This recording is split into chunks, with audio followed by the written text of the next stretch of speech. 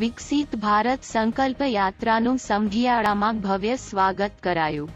વિકસિત ભારત સંકલ્પ યાત્રા આજે માળિયા હાટીના તાલુકાના સમઢિયાળા ગામ આવતા ધારાસભ્ય શ્રી ભગવાનજીભાઈ કરગઠિયા, ટીડીઓ સાહેબ, તાલુકા ભાજપ પ્રમુખ રાજેશભાઈ ભાલોડિયા, તાલુકા ઉપપ્રમુખ રણજીતસિંહ યાદવ, તાલુકા પંચાયતના સદસ્ય ભરતભાઈ ચુડાસમા, સમઢિયાળાના સરપંચ દિવ્યેશભાઈ ભાદરકા, વાસ્મોમાંથી પીઠિયા સાહેબ, આરોગ્ય સ્ટાફ, શિક્ષક સ્ટાફ સહિતના આગેવાનોએ ભવ્યથી ભવ્ય સ્વાગત કરેલ હતું.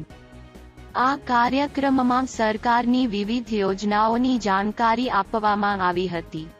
વિવિધ જાતજાતના સ્ટોલો પણ ગોઠવવામાં આવ્યા હતા. પ્રાથમિક શાળાના બાલિકાઓએ અનેક જાતની કૃતિ રજૂ કરી હતી. પ્રધાનમંત્રી આયુષ્માન કાર્ડ, કિસાન સન્માન નિધિ સહિત સરકારી યોજનાના કાર્ડોનું લાભાર્થીઓને વિતરણ કરેલ હતું. આ પ્રસંગે મોટી સંખ્યામાં લાભાર્થીઓ ભાઈઓ બહેનોએ હાજરી આપી હતી. રિપોર્ટર બનેસિંહ ચુડાસમા, માળિયા હાટીના.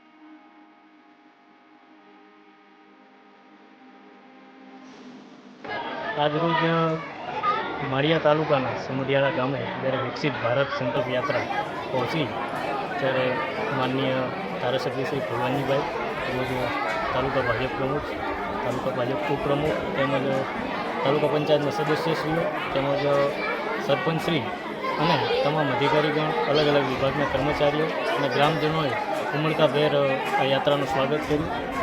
અલગ અલગ યોજનાઓના અહીંયા સ્ટોલ ગોઠવવામાં આવ્યા હતા.